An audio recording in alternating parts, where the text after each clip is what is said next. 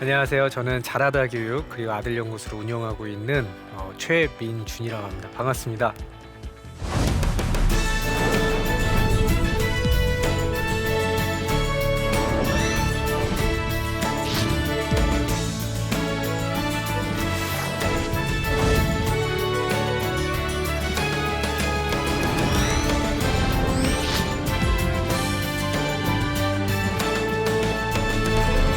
코로나 특집으로 게임에 대한 이야기를 한번 해보도록 하겠습니다.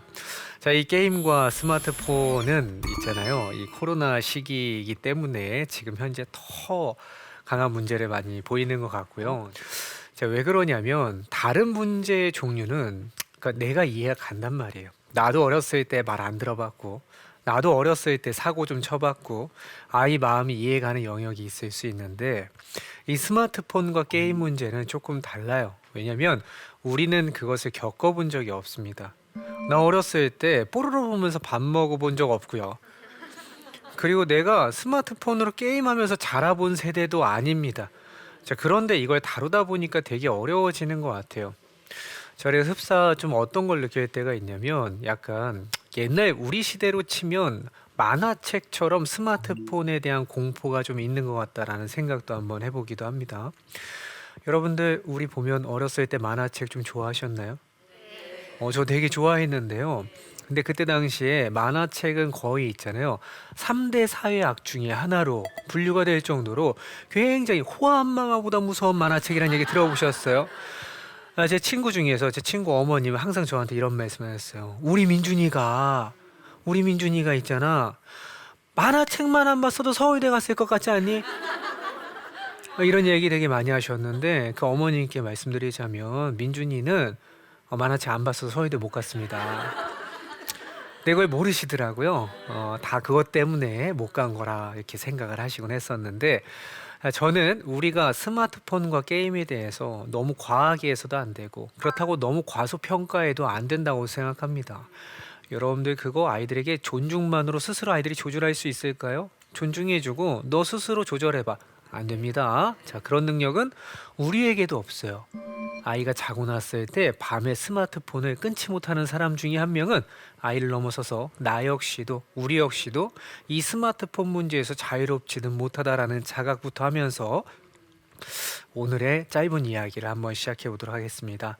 자, 저는 현실적으로 여러분들이 스마트폰 게임에 빠져 있는 아이들을 컨트롤할 때 진짜 중요하고 놓치고 있는 개념 4가지만 말씀을 드리고요. 자, 이 4가지만 이해하고 나면 내가 오늘부터는 적어도 우리 아이가 스마트폰 게임에 너무 많이 빠져 있다고 느껴도 이거는 좀 내가 컨트롤할 수 있는 방향이 생기겠다라는 조금 더 자신감이 있게끔 만들어드려서 돌려보내드리도록 하겠습니다.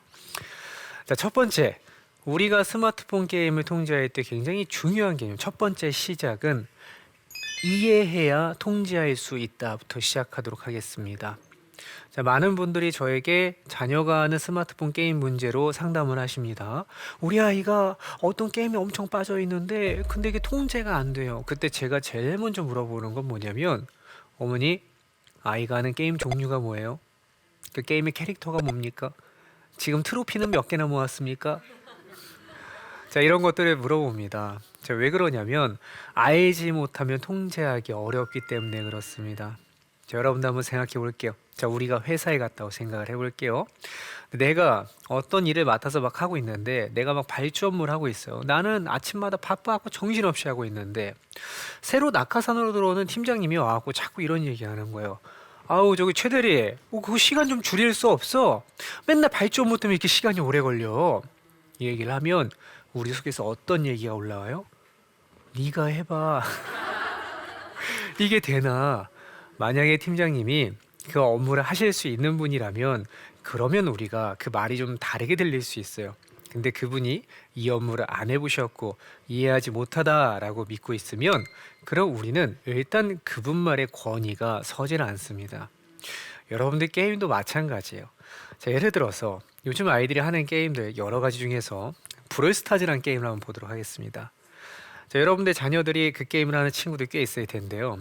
자, 보면 이 브롤스타즈라는 게임은 한 판의 개념이 빨리 끝날 때는 1분 만에 끝나기도 하고 좀 오래 갈 때는 한 5분에서 6분 걸리기도 합니다. 근데 우리가 이렇게 얘기하는 거예요.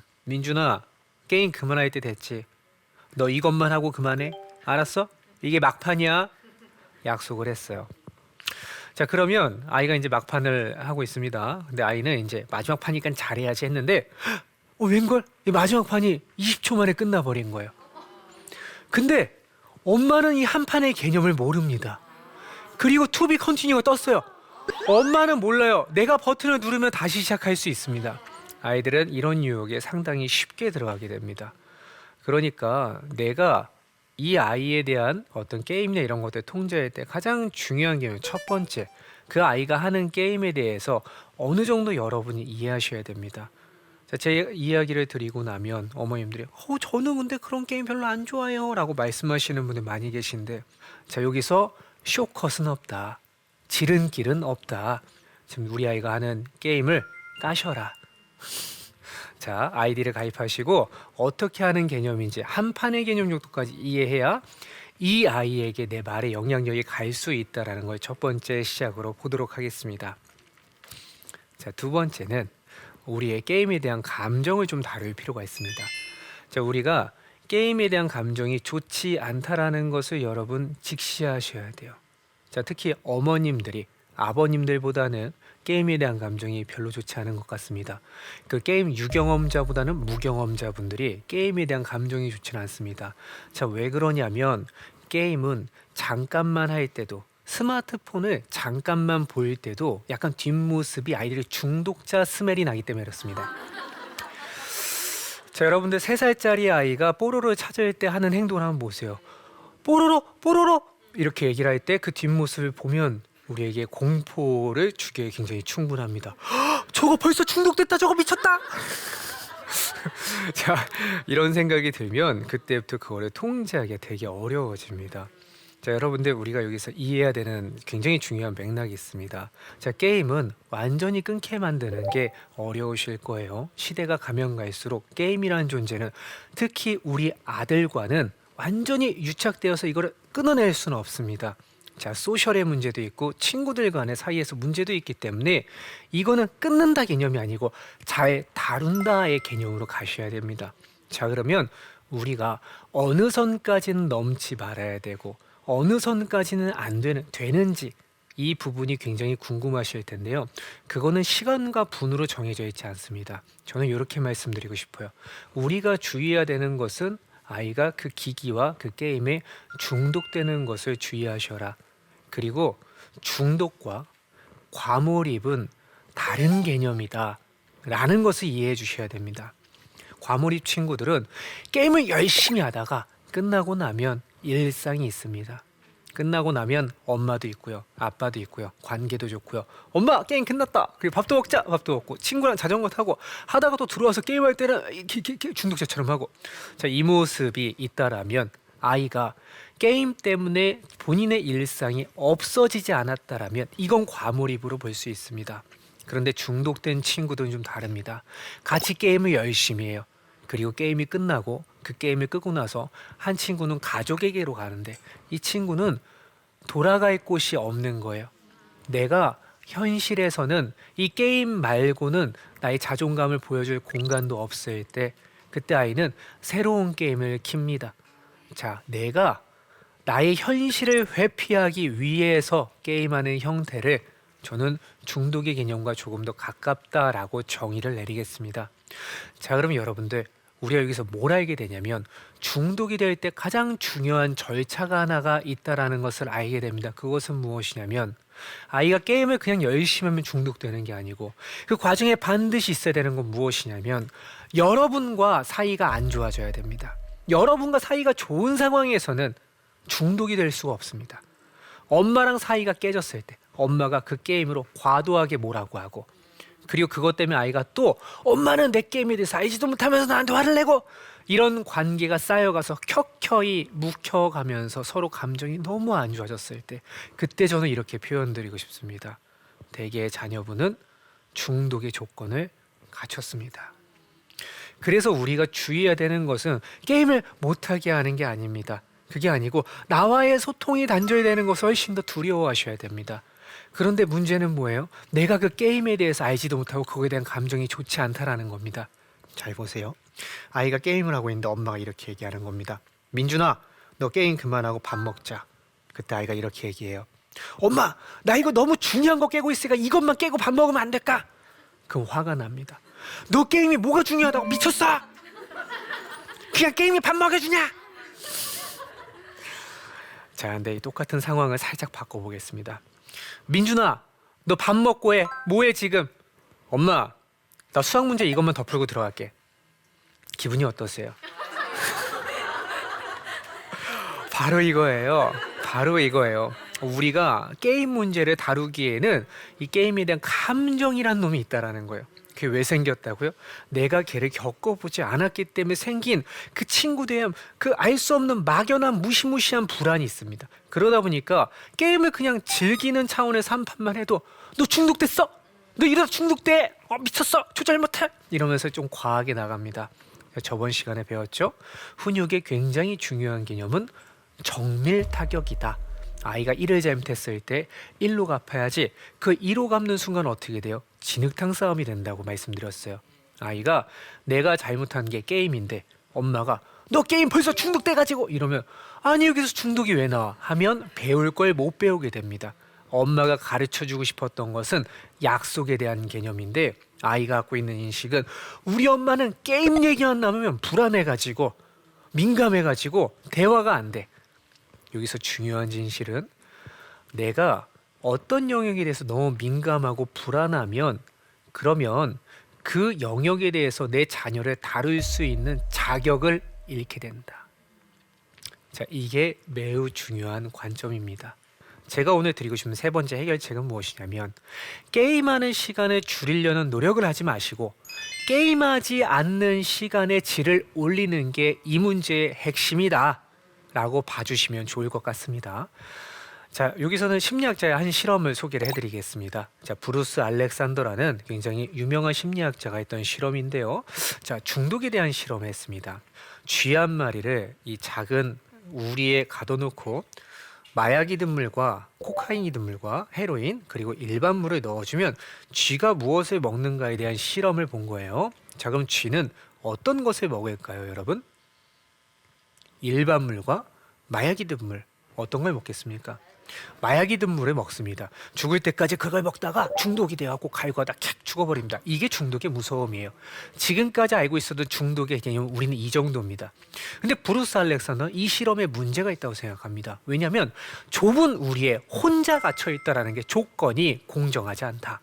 내가 쥐라도 나 혼자 어떤 우리에 가둬놓고 나 혼자 외롭게 해놓고 가족들과 다 떨어져서 그냥 마약하고 물 주면 나도 마약 먹고 죽고 싶겠다. 조건을 바꿔보는 겁니다. 브루스 알렉산더는 이 실험실의 우리를 엄청 크게 바꿔주고 쥐가 한 마리가 아니라 친구와 연인, 가족들을 넣어주고 쥐가 좋아하는 굴도 만들어주고 체다 치즈도 슬라이스 쳐서 넣어주고 그 다음에 다시 한번 마약이든 물하고 일반 물하고 넣어주는 거예요. 그러니까 너무 놀랍게도 쥐들은 뭘 먹기 시작했냐면 스스로 물을 먹기 시작했습니다. 자, 이번에는 그 브루스 알렉산더 심리학자가 이 쥐를 꺼내서 마약을 맞춰봅니다. 며칠간 마약에 중독이 된 쥐를 다시 한번 돌려놨을 때 그 가족과 평온하게 지낼 수 있는 환경에 우리를 돌려놨을 때 정말 놀라운 것은 중독됐던 쥐들도 상당수의 확률로 스스로 물을 먹으면서 중독을 치유해내는 모습을 보였다라는 것을 여러분들 꼭 기억해 주시면 좋겠습니다. 그래서 브루스 알렉산더 이렇게 얘기하곤 합니다.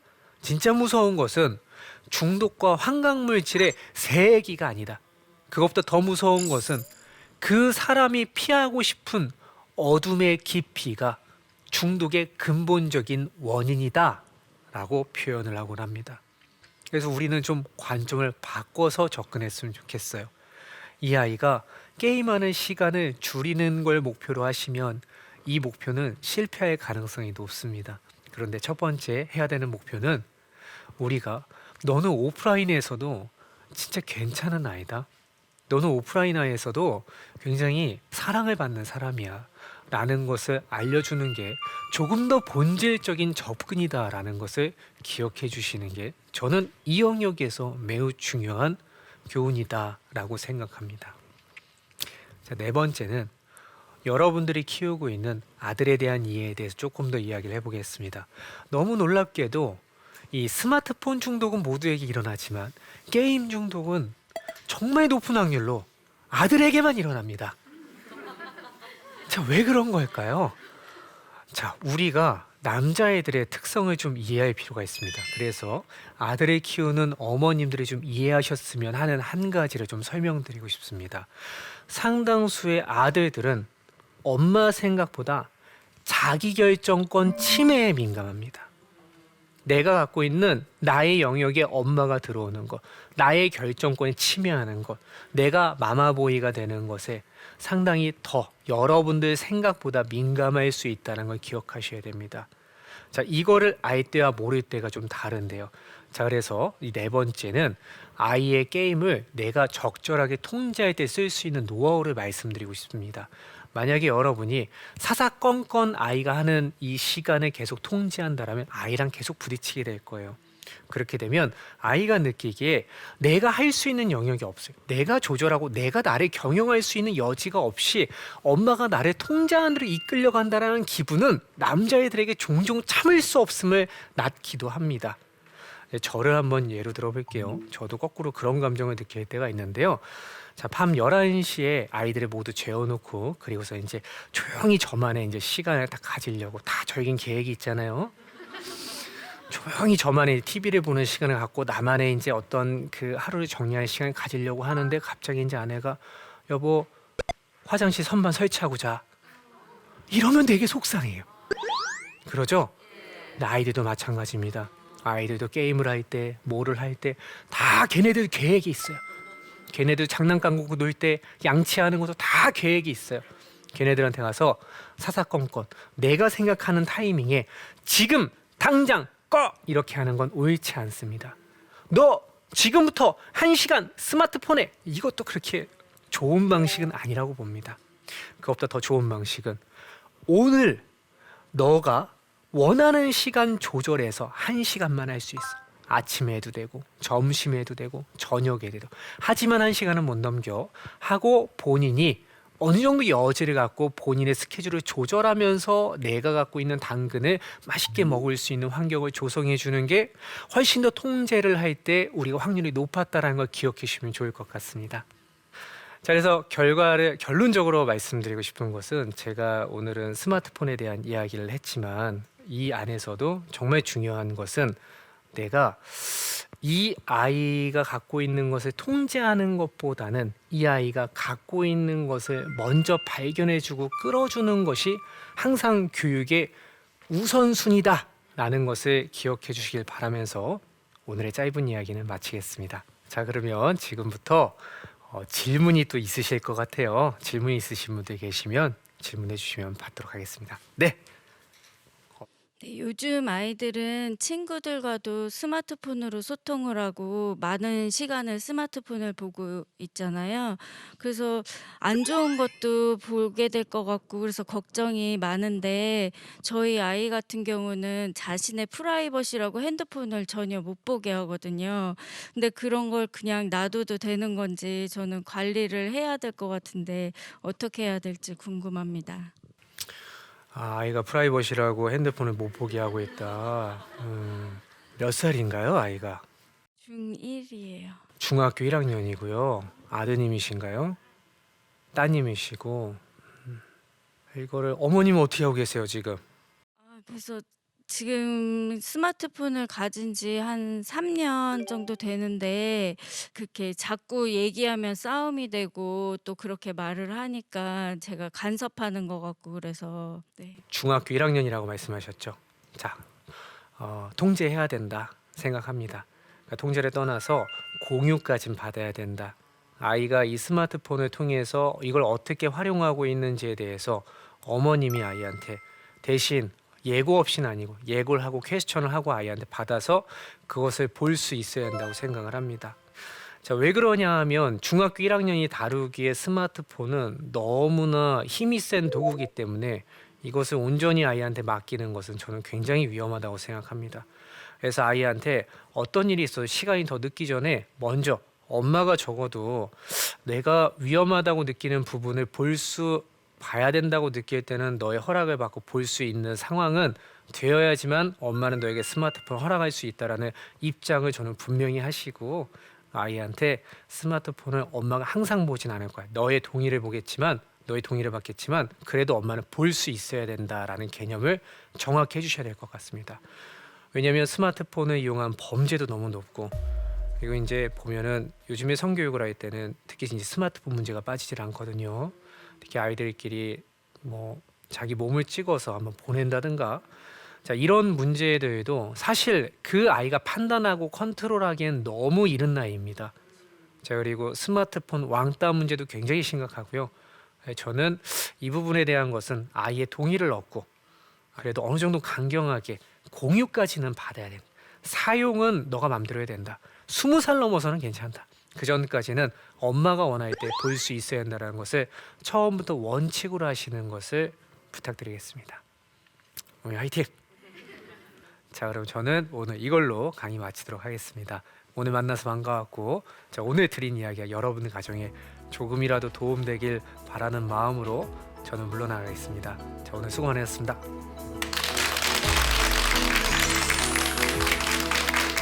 오늘 여러분들께 스마트폰 게임에 빠져 있는 아들의 게임을 통제하는 것 4가지 말씀드렸는데, 자, 첫 번째 한번 짚어보도록 할게요.